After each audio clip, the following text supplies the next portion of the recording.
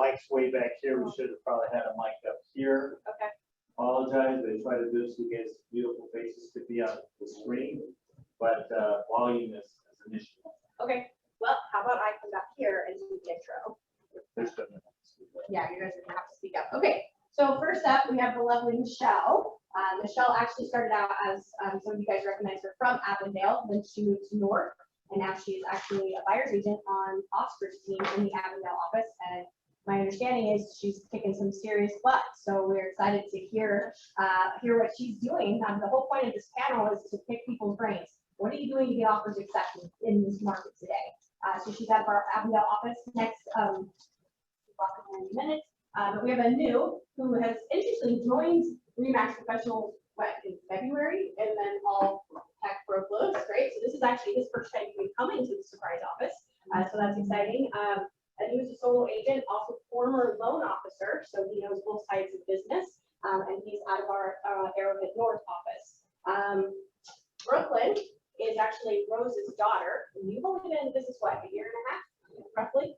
So they are a team, a small team. There's 2 people on the team, correct? 2 buyer's agents. Rose actually was a buyer's agent on Nate's team, started out and then stepped out to start her own team. So, and they are housed out of Arrowhead North as well, correct? Or no, you're here, you're surprised, okay. And then let's see, who do we have next? Donna. Come on up and join us. So Donna is actually licensed here in Arizona and in New York. So she does double duty, running both markets there, and work with a lot of investors in the New York market. So she's a solo agent out of our Arrowhead North office. Of course, I don't think I need to do much announcing or introduction of Nate. You guys know who he is. He's going to be moderating. I'm just here to help facilitate. So he's out of this office, has a large team, and obviously our owner as well. So let's give a warm welcome to everybody here. All right, thank you, Sarah. Okay, here's your questions. Cool. Are you guys ready? Sure. All right.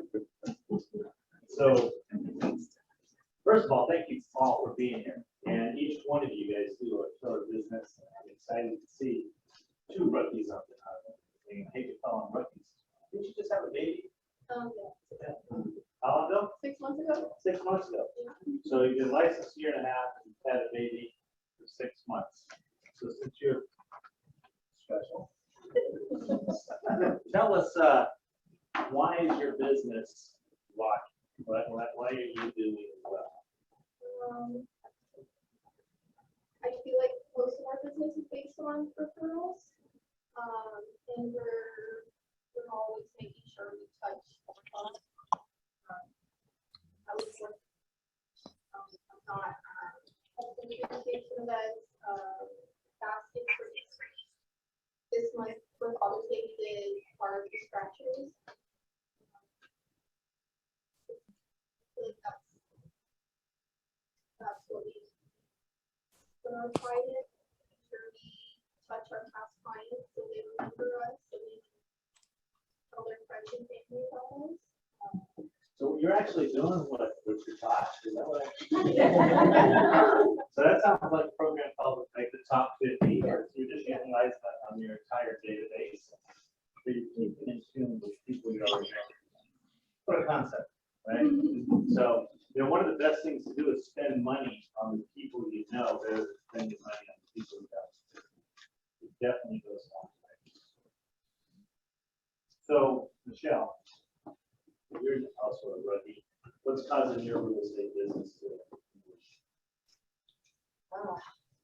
Well, I'm glad I'm here, first of all, just to for me, really my success is I'm grateful for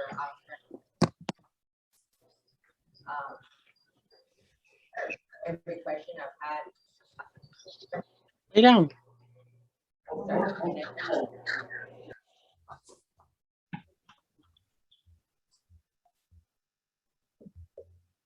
That's one problem with Zoom. I think it's like this, like Zoom, people don't have to go on mute. Stay on mute. All right, go ahead. I'm sorry. Yes.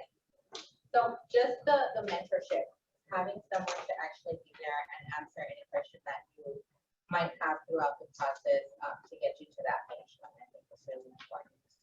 So if someone newer, that's something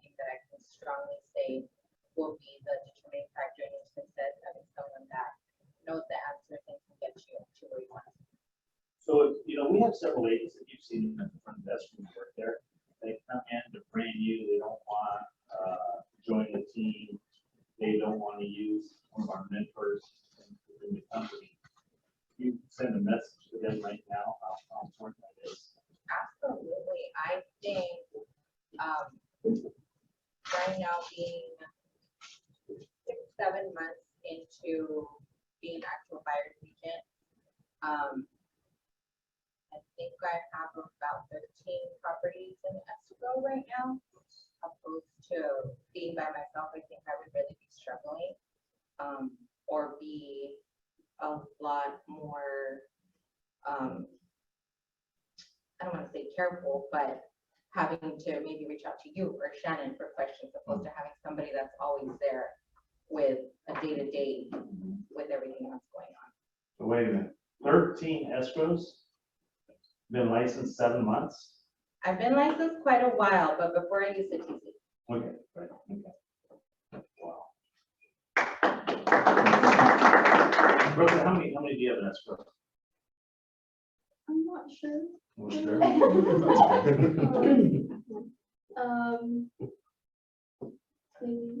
Maybe 6 or 7. Yeah. That's I mean, amazing. on my own, I Yeah. mean, as a team, obviously, we have more, Right, yeah. that's amazing. I mean, that's really I'm blown away by those numbers because you look at the average realtor in the Phoenix area sells less than 2 houses a year, right? And you're just an escrow, right? You know what I mean? So, and the numbers, there's 59,000 active realtors in Phoenix, and there's only 110,000 transactions last year. And then the math is pretty simple, right? You guys are doing an amazing job. Let's kind of spin it up. Let's go to a couple of the more mature people. Steve? Well, mature meaning real estate license, not age. Veteran. Yeah, there you go. Superstar. So, what's the question? Well, the question I have is, what's fueling your business right now? So, I've been doing the Buffini system forever, and the Buffini system is layers upon layers upon layers of, it's just not working very well. I mean, there's several layers, and I would say the main thing is trust, establish yourself with your database as a trusted advisor. And if you can get that trust, and it doesn't matter if the market's up or down, they're coming to you because they trust you, they trust your opinion. Now, with that comes a lot of responsibility for me to be a professional constantly. You stay current in the market, know what's going on in the market, know where the market's going, and know what my buyers can buy and what we can do. And also to establish trust on the other side of the transaction with the other agent as well. If they know me, that's usually a good way in because they trust me. They know my deal. I'm going to close my deals out. That's my lenders have to be top of my game. My title has to be the very top of the game, or else I kick you out, right? And because there's no room for error at all. And so you just develop this trust over time, and it's something you have to be trustworthy. First of all, you have to care about people, and you have to be really good at what you do. So I polish my skills constantly. I practice. Whenever I can, I practice dialogue. I role play, and I'm a big believer in psycho-cybernetics, where you can role play in your head. You don't need to rehearse to somebody. You can do that. So everything I do is well rehearsed. I'm well studied in my contract. And so when I show up as a professional. I know what I need to do to get the house. I convey that to my client, and they trust me, and we move forward. We're successful. Excellent. So one of the things that I've noticed about you over the years, because we go way back, right, is that you don't stop learning, right? You're a constant learner. You're at every RE/MAX convention. You're at every Buffini event. You're constantly out there. Not only are you going to events, you're sitting in the front row, right? And I like that. We're usually in the front row. Yep. So it's really cool to see that you continue that path over the years. So Donna, from the other side of the table, and also working 2 markets, New York and Phoenix. Tell us a little bit about what's keeping your business going today. People who know me, referrals, people I establish relationships with, and just like Steve said, it's trust. People have to trust you, and they have to feel confident, and you have to make them feel confident. I'm a straight shooter. I don't lie to anybody. I don't paint this pretty picture that, yeah, you're gonna put in 3 offers and you're gonna get 1. And people just like that I'm straight up with people. Once you establish that rapport, then people just keep coming back to you. As far as my investment properties in Rochester, I don't even have to live there. And people still keep coming back to me because they trust that, okay, they sold it to me and I know you can sell it again. So trust is a big factor, and you gotta keep in touch with these people. Mhm. Great, great. I knew, it's new to Remax a year. Excited, I remember going to the convention with New Vegas, you know. And what's different in your world? You know, what's bringing your business in because you're killing it? If you could point to one thing. Relationships. I recently started coaching with Sarah, and what I did without knowing was the top 50 style, where I would just call my friends just to check in on them. Social media has been huge for me, where I see life events and I just call on them.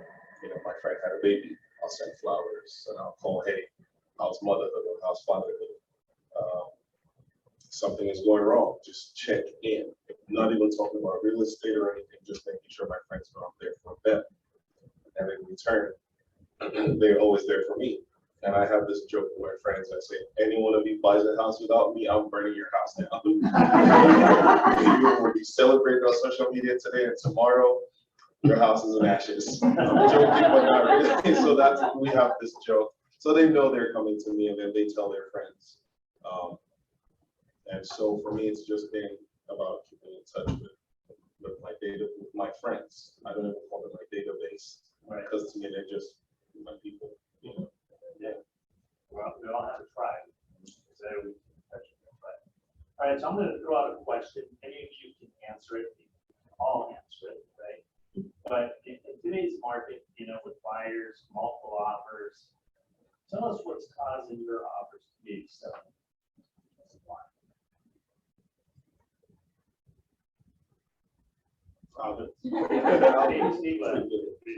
Usually I have a relationship with the other agent on the other end. That's been, I've been around for a while. Right. But if you haven't, If I haven't, then I just talk to them and they talk to the other agent, find out what the seller needs, find out where we're at, see if we need to compete. You know, my buyer may be limited.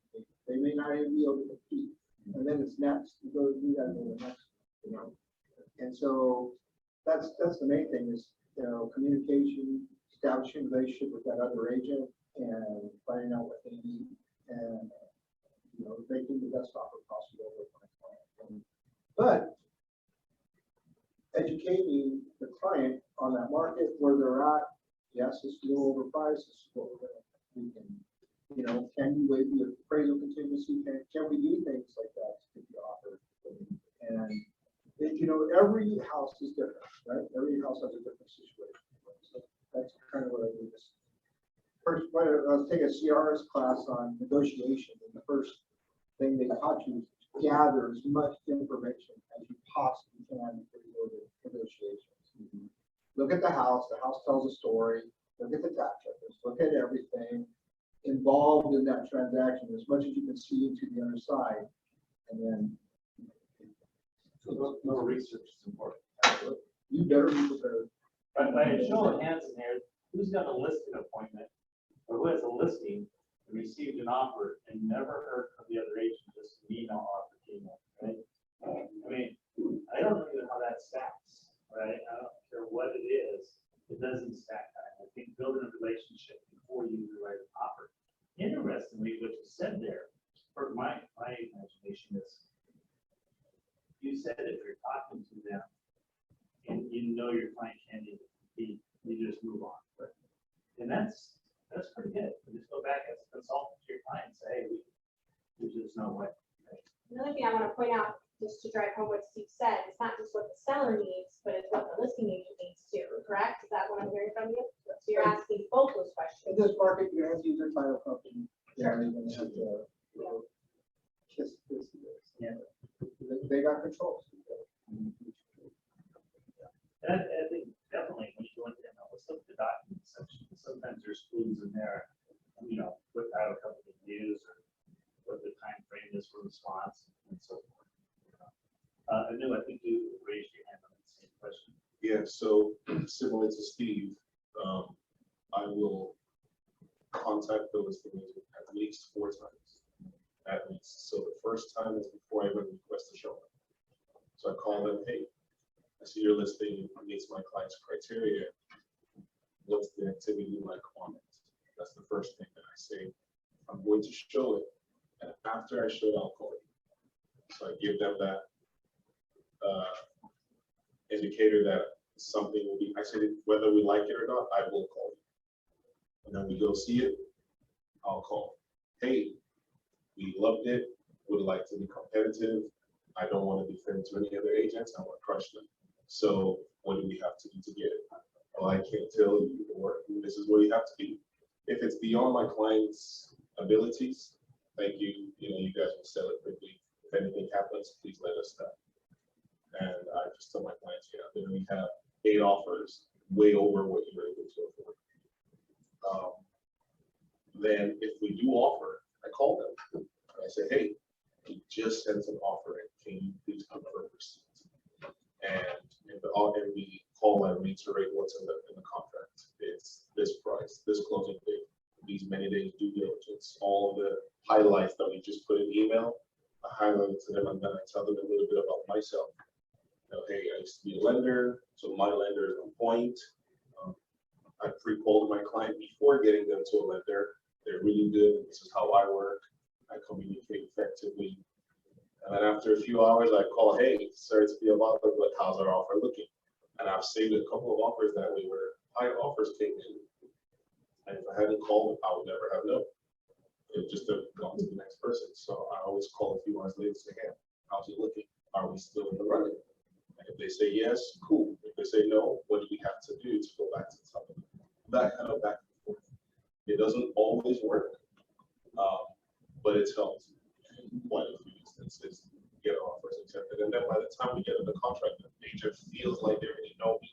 If you talk to me for 3 minutes on the phone, you will think you know me. I will get you laughing. This one lady tried to play hardball with me. I told her what an offer would be, and she's like, okay. And so I'm like, is that your poker voice? And she started laughing. All right, cool. So we got that deal done. But so that's how mostly I get to get like that. And it's a pretty stressful time. And I think when you're negotiating, you need to negotiate with a big stick. And that doesn't usually work, but the agent's very aggressive and very direct, condescending. It doesn't work real well, and I think just having both these planes and very stressful. Lydia, thank you for joining us. I track my time. Well, what I do is I call the destination when I want to show a property and send a showing request, and I call if I call to introduce myself that I want to show a property. I also ask the question, what is your seller looking for? Is he willing to do any repairs? And sometimes before I show the property, I go look what is in the tax records and look to see how much, what are the comps. My client is really, really interested. And sometimes I ask how do they come out with that price? Because if I have a client, if they shade, and then I ask as well if there's any, how many offers that they have, and that way I prepare my client before we go in. Because I have one client that I have submitted many offers and they're FHA, so I always like to prepare them because I find that most Asians are accepting conventionals instead of FHA, so there's no way around for me with those particular clients to go conventional because they don't, the wife has not had established credit for a long time. So what does that look like? Would you say that, and this thing across the town, in your market, is it like 80% of the time you're an FHA buyer? Most of my clients come FHA, but quickly I call the lender and say, is there any way that we can go conventional? And I ask my clients as well, I interview my clients, are you saving your money? Do you have, to offer, because most of the offers, when I get in my listings, sometimes I think they're ridiculous. Higher just to get the house. But I ask, if my clients are willing to give any money to the seller, because most of the offers that I receive, buyers want to give 5,000, 6,000. I received one offer where the buyer wanted to give my client 20,000 above appraised value. So that's a question I ask the buyers as well when I'm writing the offer. Excellent. All right, anybody else want to have that question of what you're doing with the seller? Anything different that you can add for the listing agent when you're trying to get your Yeah, offer I just accepted? want to touch a little bit on what Anu said. I think that's great because that's what I've been doing. That has helped me a lot. Being in constant communication with the listing agent really does keep you top of mind. And even if you're not that winning offer that can't beat that cash investor from California, you stay top of mind for them. If they have something else coming up, they will reach out to you, which has happened a few times for us, where they see that you're professional, that you're respectful, that you're doing everything that you need to do and are willing to work with you on the next. Excellent. Shannon has a comment. Yes. I was just gonna say, and to touch on what a couple of you mentioned in terms of what does the seller need, but writing a clean offer so that you're not leaving that automatic counter offer, so that it hopefully will encourage them to just do an acceptance versus, and not leaving things. I mean, I know from a broker standpoint, it's the don't leave the boxes unchecked and nothing blank, but it really makes a difference for the listing agent, because if their broker is going to require and they don't have to do that extra work, it makes a difference, I think. Also, what are you guys doing? Are you guys have a special cover email, cover letter? Anybody doing anything special there that the companies are offer? Just an email, one line. Does the email go through any resume about you? Yes. Does it- Okay. Yes, and then I still reiterate it on the phone call. Because they're getting so many offers. How many emails are they going to read? They're just going to go straight into the offer, look at the purchase price, look at, and yeah. I received one the other day. It was from an investor, and he put on his email all the houses that he sold this year. Right, that was an evidence of success, and they were all to the same investor, right? And so he has a great client, But and this guy came in $25,000 above the list without even seeing the house. Cash removed all contingencies. It's hard to beat, but those investors know what they want. Right?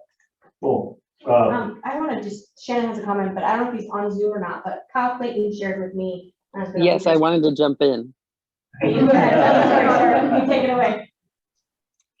So one of the things I've been doing is after I show the property and my clients like it and I know they want to offer, I'm doing what Anu does too. I've already spoken with the agent, but in the feedback on showing time, I will write kind of not a love letter, but just that how much my clients love it, what they loved about the property itself. A few like details of my offer, and just something that I know, because I know the seller will probably see this feedback to make the seller like us before they've even seen our offer.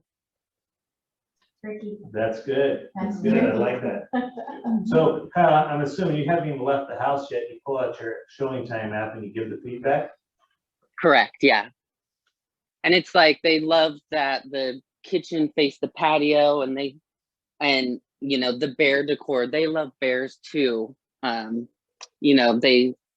It's just something that compliments the seller on their decor or something like that. And we'll be putting in an offer over list price, conventional, big down payment.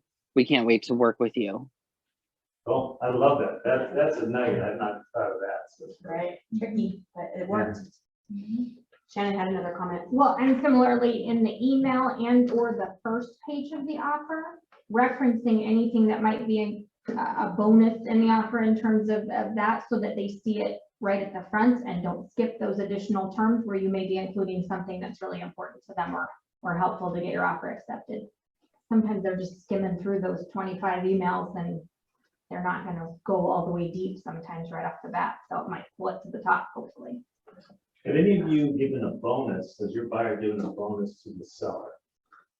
I just closed one. We offered 4,000 to the seller's closing costs. Mm-hmm. So, and they were FHA, so that made our offer stand out.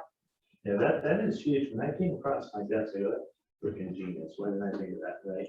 But that is a great way, instead of elevating the price where we know we're gonna have an appraisal issue, you just pay the seller's closing costs. Right? We did that on DPA FHA. Yeah, let Anu tell the story about that. He has a government loan Down payment. down payment assistance program under contract right now. Well, it closed. Oh, it closed. It closed. Okay. Thank God. Was there anything unique you did in that situation? Yes. First of all, I had a really long conversation with my clients. Excuse me real quick. Sure. Sorry. Explain the process of down payment assistance program, because some of us haven't done one. Okay, lucky. No. So a DPA is basically first-time home buyers are eligible. Some programs you don't have to be first-time home buyers. They do have to be primary homeowners. It can be investments or second homes. They usually have some income limits, credit qualification, but if they qualify, they can get, now it's a silent second. It used to be a grant, but now it's a silent second mortgage up to 5% of the purchase price. So they can use 3% or 3.5% as the down payment, and the rest will cover closing costs. And it's usually serviced by US Bank, funny enough. But it's almost every lender does down payment assistance programs. The buyer can literally get into a house with as little as $1,000. So, but when you check that on the pre-qual, buyer is relying on DPA, it's like a death sentence of that offer. So in this case, I sat them down, I said, look, we might get lightning and get our first offer accepted, but it's most likely going to be like the 10th offer. I said, so our key word here is patience. So, but I'll be here with you from start to finish. If it's 2 offers, if it's 20 offers, I'll be there. So they know that they're also, the disappointment they feel is not just on their end. I'm with them throughout. And then I said, we might not be able to get a brand new listing. New listing, first day on market, that's not our target. We're looking for those that have stayed 10 days on market in this market. In this market, is like, what's wrong with that house? So I filter it by days on market, and we found one that I don't know why it was still on market. Oh, I know why. They had put it on market when they bought their land to build, and they weren't ready to sell. So by the time we saw it, it was like 300 and something days on market, and nobody wanted to deal with it. So when we came in, they're like, yeah, we'll take your offer. So that helped. That was like our 4th offer. But it was a miracle. And they closed it. Former refugees, now homeowners, they could not be happier sending their brother. So we're working on it. Yeah. I call it the ugly houses. Exactly. I tell my clients, don't fall in love with that beautiful house that everybody's gonna bid on. You might want to get maybe even a 203K loan and renovate the house. Don't fall in love with the one that's perfect, because you're gonna go against 25 offers. Exactly. Yep. Have you, if any of you had a 203 loan accepted lately? I did. How'd you do that? No, for people who don't know, 203K loan is an FHA renovation loan. Renovation, yeah. So people who don't know what that is, you can borrow what, 35,000, I think, for renovations. And More Fannie, than that. Yeah. Fannie Mae does one as well. Whatever they come in and you gotta get prices for, so it could be more than that. You can put a pool, and you can put a roof, and you can modify. As long as it appraises for the, Phrases. as long as it appraises for the, whatever you're adding to it. Yeah. So is there anything unique you did to get that offer accepted? It's just an ugly house. Just the Yeah, ugly I house. don't, like I offer, said, I'm a right? straight shooter. I don't like to, when I do have my FHA buyers, I'm like, listen, if it has location, it has the rooms you want, anything can be torn down and fixed up and go get yourself a renovation loan, just turn it around and just do it that way. Because, and I agree with him that you go on the ones that are like 10 days on market or 14 days on market. You gotta look at the ugly houses. You guys are by that way. Yeah. So other than MLS, how are you finding homes? Maybe you have a way to get a home for your buyers, is there anything that they'll get a better one on MLS? Facebook. Facebook, what do you mean, Facebook? So there are two ways on Facebook. One is through me, one is through the buyer. So if they're looking for a specific community, I'll tell them, go into the community Facebook page and ask if anyone is selling before it hits the market.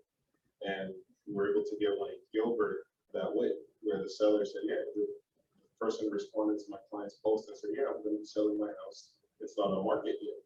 They got the number. I called so fast. I was like, if this hits the market, we're done. So it didn't hit the market, and we were able to get that closed. Second way, the way I do it is there's a group called Arizona Pre-MLS on Facebook. If you're not on that group, please join that group. Arizona pre-MLS. Pre-MLS, yes, Arizona Pre-MLS. This is where people will say, hey, I have this coming soon, or I'm marketing this lovely whatever they describe it as. And so I'm just on there looking, and I'm like, oh, that fits my client's criteria. And I'll just message the agent, hey, what is your seller looking for? Can we get this done before it goes on market? And usually they'll say, sure, but then they don't have to do anything. They know the price already, and I can beat out some people who never even saw the house. So I shouldn't have told you guys that. Yeah, But no, Arizona Pre-MLS. The same information should be, right, by federal law or real estate law, that they should be in MLS coming soon. So I think coming soon is a good tool to always be looking at. I have in my searches added coming soon, so I know my little farm areas. I want to know everything that goes on. So every day, there's this, you pending, we close, you coming soon. So don't be afraid to be aggressive. I know the snakes in this office have been very aggressive. When it's coming soon, they say, no, we're having an open house on Friday and Saturday and Sunday, and I don't know how much time and be aggressive, right? Is getting the offer accepted before they go on the market, or they go to their open house. Yes. Here's another way, because you're all talking about your relationship with your agents that you're wanting to present offers to. Keep those relationships alive. I have a mailing list. So if you database of agents, then when I need something, I just email out. We just closed Freeway Remax Professional deal that way. So start keeping a list of those agents and stay in touch with Hey, thank you. Thank you for them. also, in our meeting, we always talk about you guys on when you guys do something well, and one of your peers says something positive about you. Take the time to give the testimonials to us. If they're a tool, maybe you can just share how you feel. Make you smile. There's two things I want you, one, I don't know if Jennifer Daniels is on Zoom or not, but she went and got approved as a NOC certified agent. That's in Arizona. It's a type of a bridge loan, so it's bringing people up to be able to go. Did you get one of you? You did it? Okay. What is it? It's an hour. It's free to do. And then you can have some conversations with people who want to sell but who need to buy first. So that might be something that all of you guys will check out. Again, it's free to become certified. It takes an hour of your time. It's just another tool in your tool bag. But I think you should talk about your hard money loan stuff that you mentioned before. I don't know how many people watched that. Before that, think of other things. Like right now, Dave Ramsey came out and said he will not do business with the HBACs. So how many of you have signed up to be a Dave He doesn't take anybody. Well, you might now, because he just acquired all the experience in the United States. So, He's changed his program since you and I were VLTs, so, but it might be worth looking into just to get some referral business. so I mean, look at that, anybody down on Homeline, right? Homeline's another source for these send you leads, right? You don't pay for leads, but you pay for a referral. You get the leads, right? So just look out there, yes. Just one thing I would add in is that two, well, actually two. One, I think we as Remax professionals need to take advantage of the network we have. Because we put properties on the market that we don't even tell anybody, and even at our own office, no more to say Remax professionals. There has to be a way where we can take advantage of the value that we have, which is 150 agents, you know, that we can help each other, you know, for the better of the client. I know we don't like the dual when we can avoid it, but I love it. I think we need to take, I think we need to take better advantage of that, because I think we underutilize the fact that we are 150, the best agents in the valley. Working together. I have a question about that. So on the corporation policy, I saw an exception where you can send it to your brokerage and it be exempt from that. Am I right? So that's their way of keeping the exclusive alive, because they couldn't take that away. The challenge with it is that then if someone else in the company sends it to their clients, it's not marketed to the public. So it's not literally, it would literally have to be our own buyers we're actively working with. And that's it. They couldn't put it out on their Facebook, like, you know what I mean? They couldn't put it out that way, because as soon as you do that, you're publicly marketing the same way. So maybe there's. And there's no way to control it, is the challenge. So why don't you create a footnote, right? That when we have a listing coming, before we're gonna go coming soon in MLS, that we can send it with a reminder, this cannot be put on Facebook, this cannot be, you know, shared in any way, other than you picking up the phone and calling your client for. Where there's a fine, that's another fine for it. Well, it's more than that, because the Department of Real Estate will come after you, right? So let's focus on, we can use the rule as long as we don't abuse it. And I think that's a good idea. I mean, years ago, we tried to build a database or to put all our listings in that our agents would see first. It just was very difficult to put it together. What's the spot on the bottom of the MLS where it says office notes? Doesn't that go out to the office? I don't know. Yes, Never used it. it does. Just goes to. It just goes to the people that work for Remax professionals. Okay, I'm not aware of. Right. Office notes. I've never used that, I don't know. Is that like Dave Letterman? No, it's there. It's, I've always seen it on my I've always seen it, I office just didn't know notes. what it I've was for. never used it. Oh, But I was wondering that way, and I'll everybody get else. clarification from our. We'll look at that, we'll look at that. I'm And- actually, and- yeah. And the second thing is we all need to be better sales agents, not just taking orders. Because at some point we have to sell to the client what's in their best interest. And if they're buying if they only qualify for a $300,000 house, then if you don't mention Maricopa as an option, then you're doing a disservice to that client. Sure. You know, I know you want to live in Goodyear, yeah, but there's nothing here. Why don't we take a drive to Maricopa and see what's out there? You know, like it, not like it, but at least it's our responsibility to give those options. I mean, if they're over 55, mention Sun City. You know, There's and nothing for sale in Sun City. Let's not say that there's no inventory. Let's not say there's nothing available, because we sold more houses last year than we've ever sold in the history of real estate. So low inventory just means that it's not hanging around.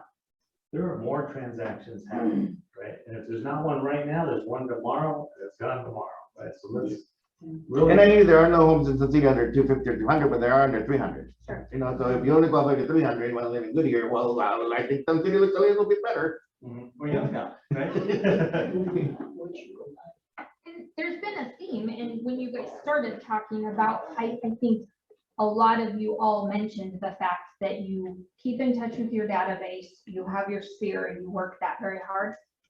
don't you think that's where the bulk, I mean, public knows what's going on for the most part. They don't know it like we do, but they hear it. They talk to their friends, you know, all their coworkers. But we have to be their first choice versus them trying to go out and do this themselves or do that. And so that sphere is so important right now because they all know they can go online and do whatever they want otherwise. You know what I mean? I had a great conversation with a coaching client last week, and she said something that was kind of one of these duh moments. She said, you know, when someone says, I would like to sell my house, Steve, but I don't know where I'm gonna go. And her retort to that is, well, what's different? You didn't know where you were gonna go before, we all of a sudden had low inventory. And so that's been her response, and people go, oh, yeah, you're right. You're right about that. I don't know where I'm gonna go, right? So how's it any different other than the fact that we've gotten into the scarcity mindset and the narrative of low inventory? So something to think about next time you hear someone say that is, hey, you didn't know where you were gonna go before. And I think all of us, if you've been in the business a minute, you've never had a client be homeless. Right, Nate? Have you ever had a client be homeless in 35 years? I don't think so, no. Yeah. So that's a good segue to the question you asked before. So, you know, I sit at home sometimes just thinking how to make sure this market continues to move forward. And hard money is something that I think is a very good tool. I got a guy right there, I have his photos done, I have his Matterport done, I have his, everything done, his MLS, everything's like done, except he hasn't sent a listing agreement. So I'm out like $800–900 in marketing, and I don't have a signed listing agreement, and yet it's on the market yet, right? His stall is, I don't know where I'm gonna go, right? It's a $1.5 million house in the Biltmore. He lost his wife, needs to downsize, started paying $600 a month HOA fees, and we've been talking about selling this house for a year. And about a month ago, I got into the mindset, okay, well, let's get everything ready. So when you are ready, I can press the button and we can go. Okay. That still hadn't installed. And I went and sat down looking face to face last Thursday. And I said, look, John, I go, how much money you got in the bank? Access to go buy a house today. He goes, I got 300,000 liquid. I said, okay, great. He wants to buy about an $800,000–900,000 house. I said, when you're qualified, he goes, what do you mean? I go, you're qualified for a hard money loan. I said, you put 300,000, we can go buy up to 900,000. We can go find the house you want. We can get it accepted. And it's simple. And I want you guys to understand, hard money is simple. I fought it for 20 some years. I used it a few times on some flips. I was always, you know, I made it difficult. Frank made it easy. Used it every time he bought a house. Boom, boom, boom, boom, right? So we've been using hard money now to represent buyers to buying houses. Okay. So John looked at a house yesterday. If he goes forward on it, we'll buy it hard. As soon as we get it accepted, I can press the go button on his house because everything's ready to go. I don't have to wait for an appointment.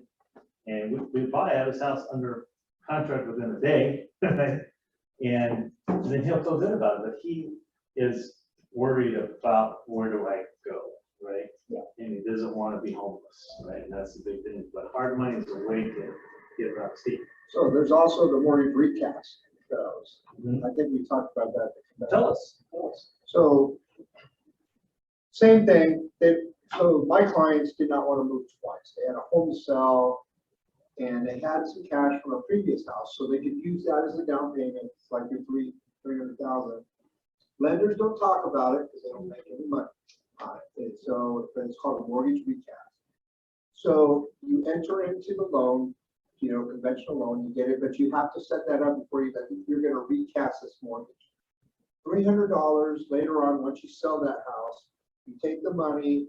It's about $300. You have to make one payment with the original loan, and then you probably end up making two payments.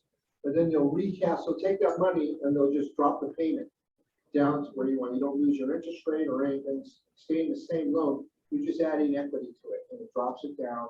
It's like $300. It's called mortgage recast. So you don't have the cost of doing the refi or anything like that. That's a really good option to do that. I did my daughter and my brothers. Okay. So you have that equity in your home. So you have to be able to buy the other one, right? Right. And without selling that house, and that's, they were able to, because they have two houses. It's same, yes, kind of same situation, he's got $300,000, he qualifies for both houses. He can do a mortgage recast for, after he buys that house, he has to pay 1 month payment.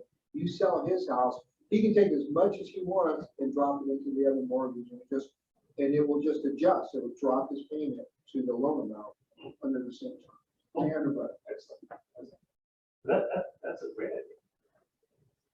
I wanna get that on out, right? Some people call it re-amortization. Same.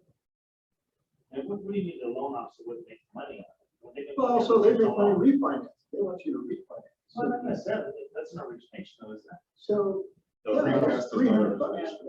But it's a recast on the house that you're buying. Yeah, so let's say, The one that you buy. let's use hard numbers. Let's say you buy small numbers. Let's say you buy a house for 100,000 and you only put 10,000 down. Your monthly payment is going to be set. But then you sell your house, you net 50. You put that 50 into the remaining 90. Now your loan is only 40. Yeah, but what I'm saying is the lender got paid on the 90. Yeah, he got paid on Yeah, the 90, yeah. but he won't get paid again. If you were to refi, they get paid twice. So I think lenders would love to do that because it's a way to. They want to refi because each time they refi, they get paid. Well, yeah. That payment doesn't change. So you're saying that the Well, your doesn't payment will just change. So now it's, your term stays the same, your interest rate stays the same, but your principal is. And Your so, payment- so it just recalculates your payment based on that term. It's pretty nice. Well, you gotta know that going in, that you're gonna do a mortgage, you gotta get the lenders, whoever lends you money is gonna have to know that there's a recast down the road. But it's pretty simple, right? Yes. So, I mean, for the lender, it's not that big a deal. It's already got all the documentation. Just sends it back to the same lender. There's no change. documentation. It's literally a large chunk of money and they just recalculate everything. Yeah. Now do they get paid less because now the loan amount is less? So They already got paid more when they had the higher loan amount. Just when they did the recast. Yeah, but don't you like loan officers get paid like 3 months later or something like No, that? no, you get paid right when you got paid right away. Or get taken the money back if they? If the loan sells within 6 months, they get paid, they call it that, yeah. Whatever do that. One thing that no one talks about really though, new construction. So I currently have 6 deals in escrow for new builds only. And that's because I became very familiar with all the new build communities. I would drive out there and the same way we try and make relationships with listing agents, I'll form relationships with these new build agents. Go there with my phone and say, hey, can I just take a quick video of your community? Sure. And then we start talking. I give them my card and take it and I put it in a database. And say, hey, my client would really like this community. And I have 6 new build houses under contract. And I have. Add on to that. Sure. We actually go out the whole team. We actually go out as a whole team to visit any new community. And we've built relationships with all the salespeople. I get phone calls from the salespeople saying, we have 3 specs that are getting ready to go on, and I'm calling all my favorite agents to let them know that we're gonna let you guys have first pick before we put them out there. There still may be a drawing for that house, but, you know, so I mean, we've gotten some deals done that way, which is really nice. There's also another flip side to that. If you're a professional, and you treat with dignity and respect, and they see that, you're a good person, you'll get listing reports. Beth Ryder has that part. No, she doesn't. She has some things, not all things. Right? And I probably closed over 100 transactions that way. Right? There was a gal in Blackstone, I love her, I wish she'd still, she was with David Weekly Homes. She just sent me another one too. Now she lives in Colorado. It was a Blackstone listing. I would have never got those relationships you build with any home people, right? It's strong. You know?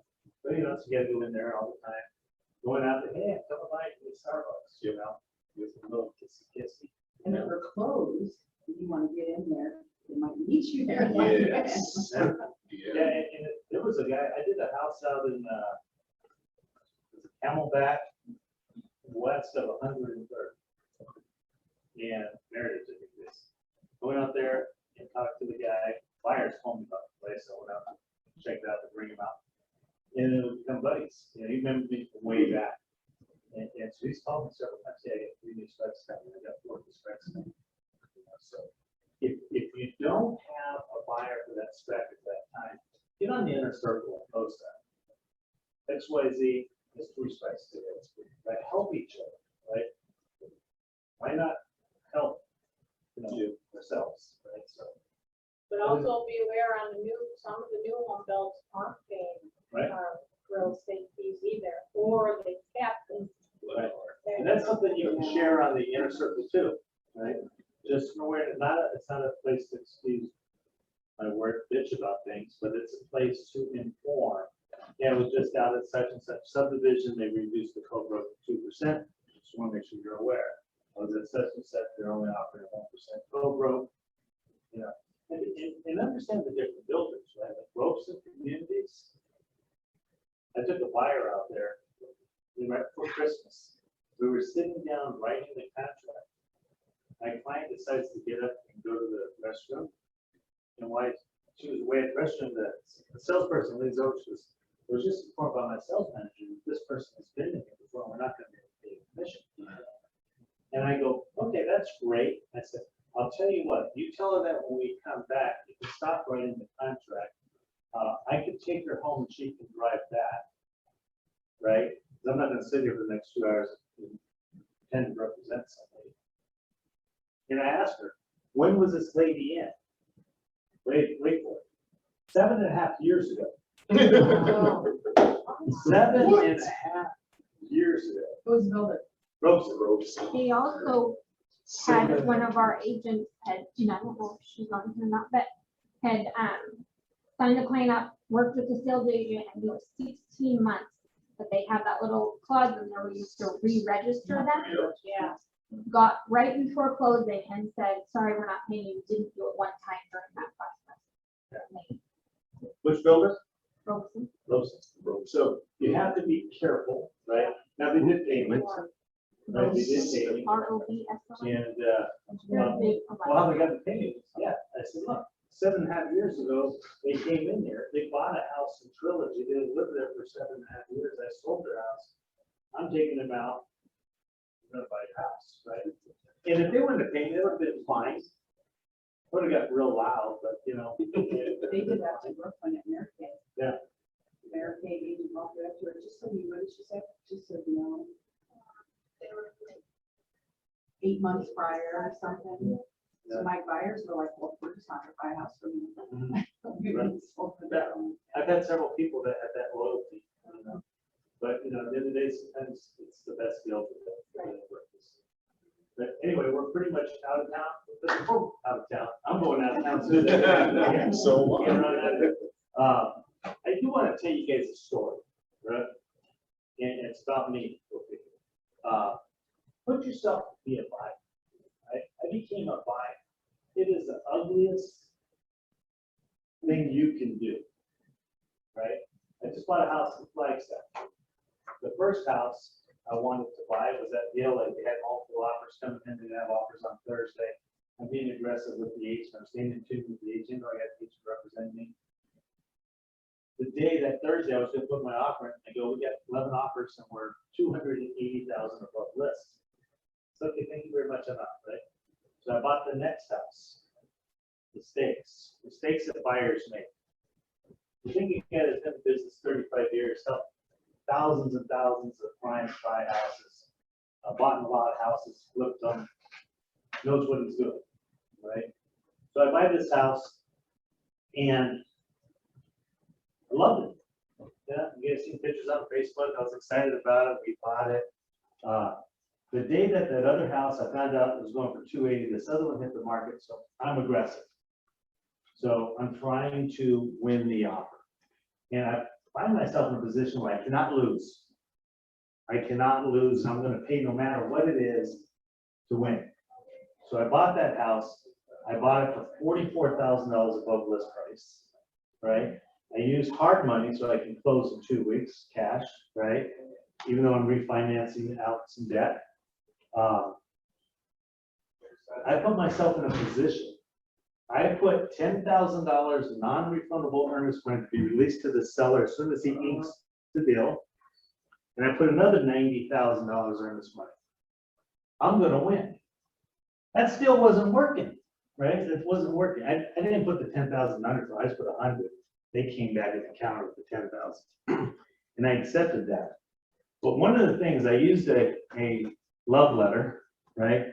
I called the agent who was a home smart agent in the valley, selling up there. I sent her a text because she was ghosting me. And I sent her a picture of my daughter dancing in front of the house. And I said, this is Mila. Her name was derived from the word milagro, which means miracle. So once you make it a miracle, you get my offer accepted.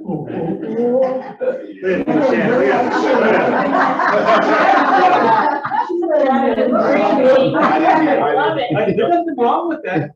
She doesn't have to tell the people that, right? So guess what? It gets accepted, right? Now the problem, now there's a problem, right? So Tanya goes, hey, talk to the neighbors. There's a neighbor over there picking up pine cones, right? So I go talk to him. He goes, oh, you bought that house.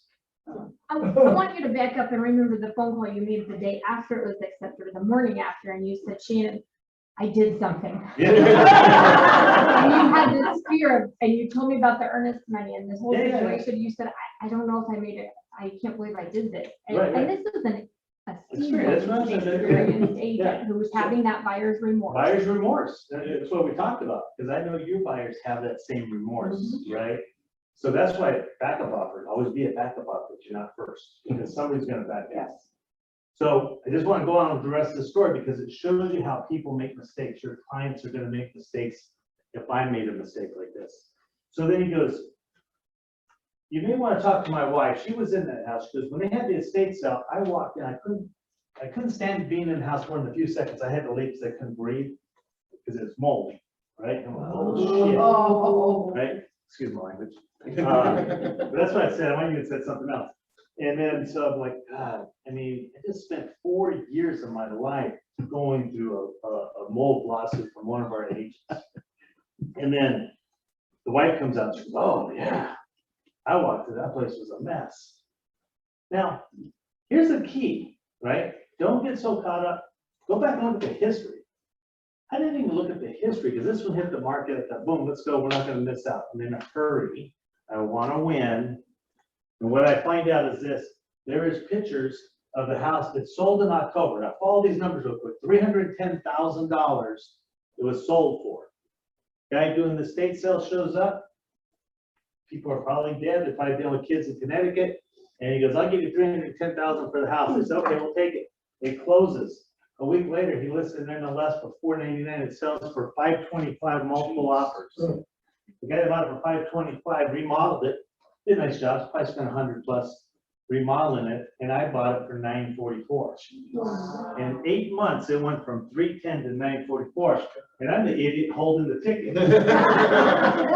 So then I'm calling Shannon, oh, that buyer's remorse, you know, love the house. But the house to me, it was funky, it was cool, it was nice, but it didn't really fit, right? So then I'm like, so I started doing my research, so, you know, I started getting involved here. The buyer's a contractor, paving contractor, and I called their agent and I said, look, my agent up in Flagstaff said these exact words. I said, we need to do a mold test on this house. She goes, oh, we don't do mold tests. We never have mold. I said, please, never say that again. That's why we were in court for 4 years, because our agent allegedly said, this is Arizona. We don't have mold. Right? And so we did the mold test. I'll be damned. It had mold. Even though he put it all back together. That was able to manipulate the situation to get the $10,000 non-refundable. It was already in his account. He had to write a check back to title company, put it back in I got my money back, right?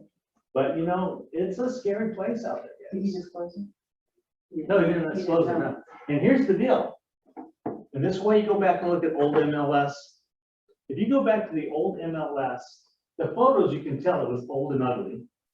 Then you can see it was beautiful over here. There was one piece of evidence.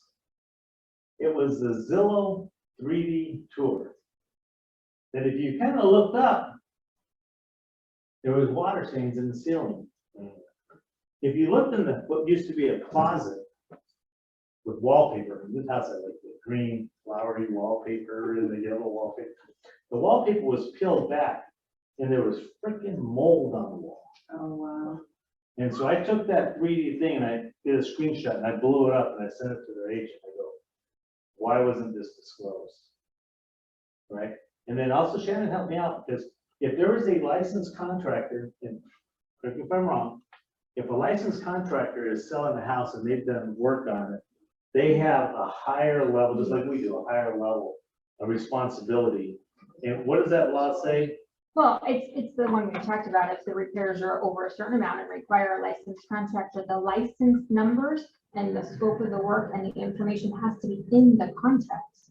That's why we have that ROC addendum, if you guys know, it's in working docs and all those, for that purpose, so that that can be disclosed properly in the purchase contract documents. Yeah. So just be careful when your buyers are hyped up, and you're excited because they found a house, you go write it up and win the bid and everybody's celebrating. It's what happens the next morning when the ether wears off, right? Yeah, show us up to your neighbors. My neighbors say, we wouldn't have done the mold test. There was no indication to do so. But going back and looking at that photo and studying the photos, zooming in on the photos of a previous listing, well, the one that we got sued on, previous NLSs, going back over 15 years, had evidences of mold disclosed along the way. And everybody heard what Nick said, he hired an agent out of his area, even though he is licensed in Arizona. I just want to remind everybody about that. So I still get that daily. That I'm gonna go sell a house up in Pine or somewhere else that you're not familiar with. And we have agents around the state. We have RE/MAX offices around the state. Use your resources. Don't be working outside your area. Sarah's mom calls me, right, and wants us to list her house in Pine. And we, said, I don't, we're not number 4, we're not gonna do this, we're not gonna even try to, how am I gonna show it?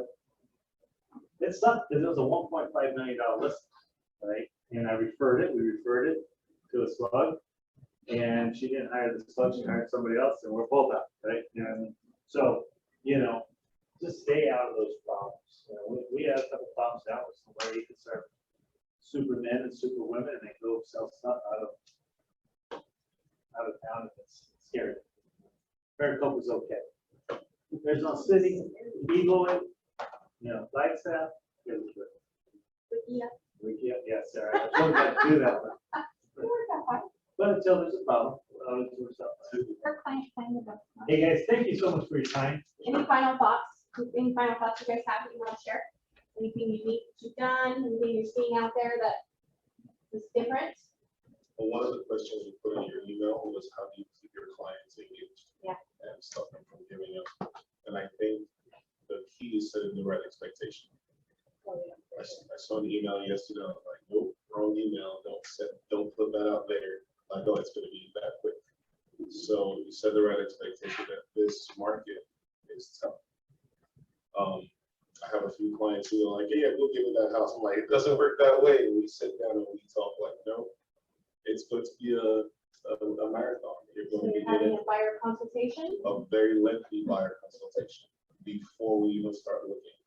We have the office, and I will show them there are not that many houses, and so patience. And that way, when 10 deals in, they still haven't gotten it, they don't give up because they were aware of it from the start. Those are the better stories to put on MLS. I sold it 24 hours, got 16 offers, 30,000. Yeah. Client reads that as out. Well, but you're also sending a negative message to the Yeah. consumer.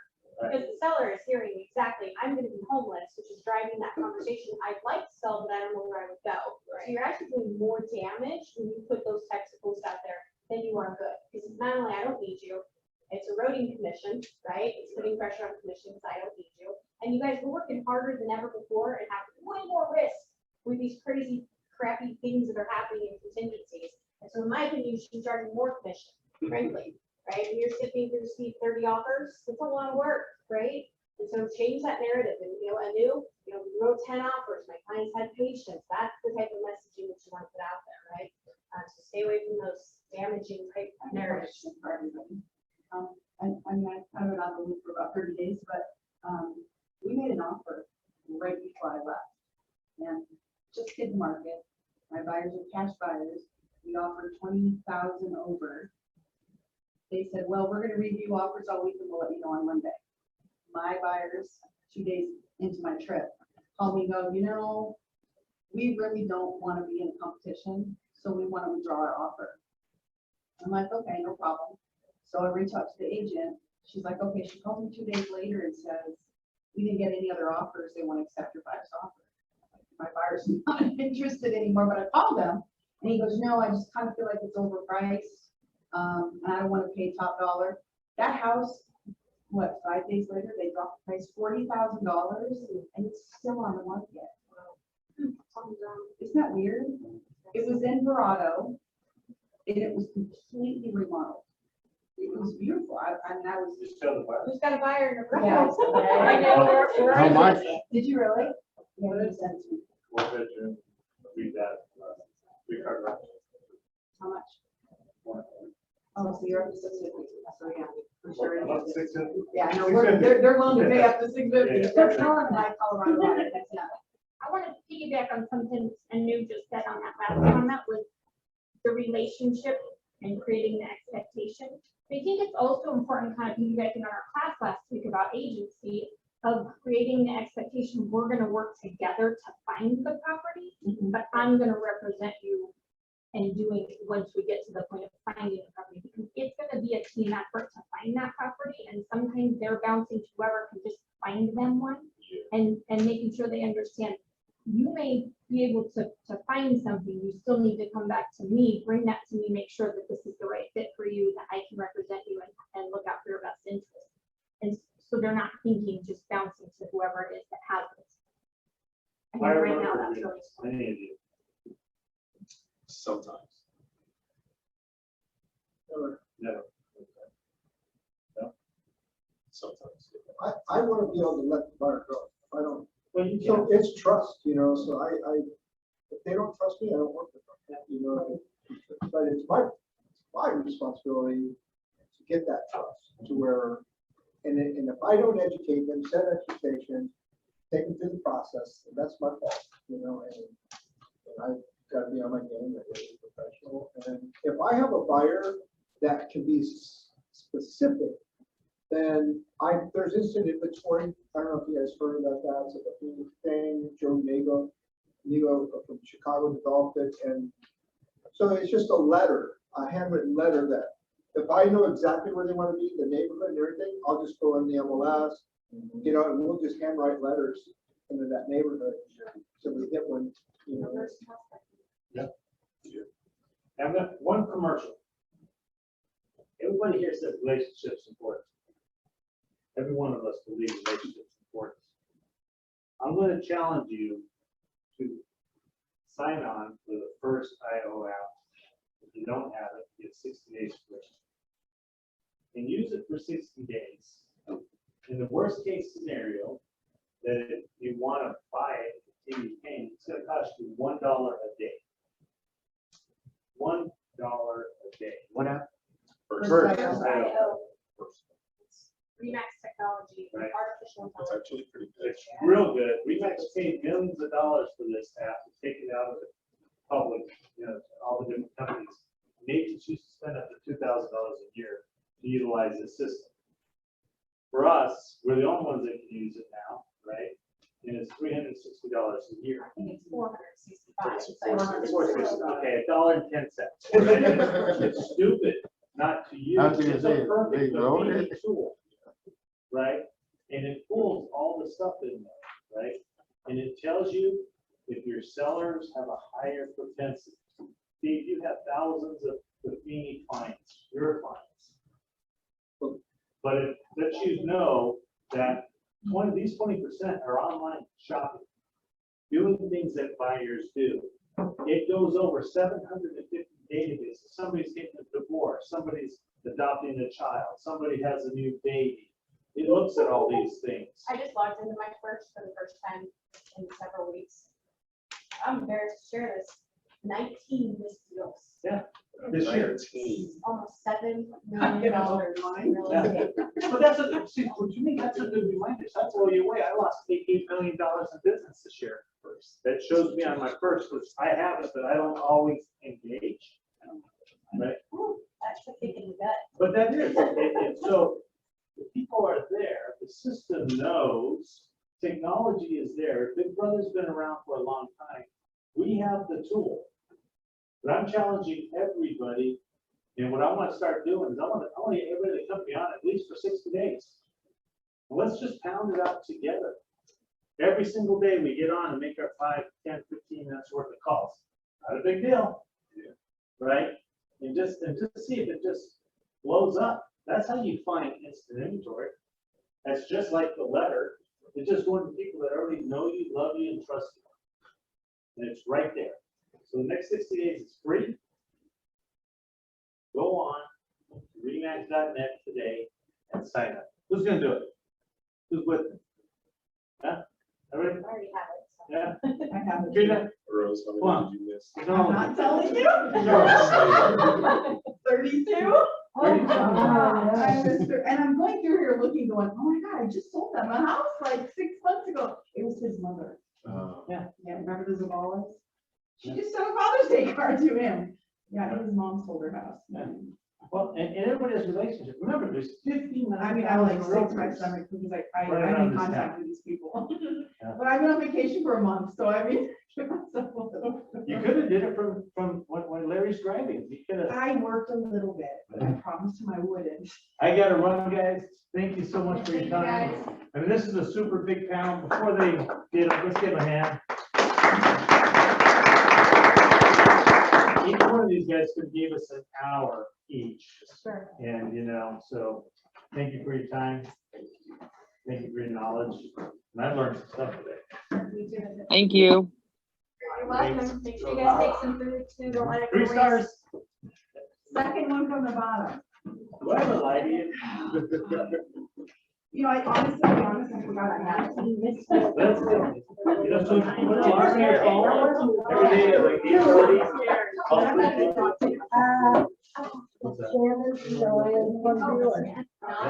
Okay, I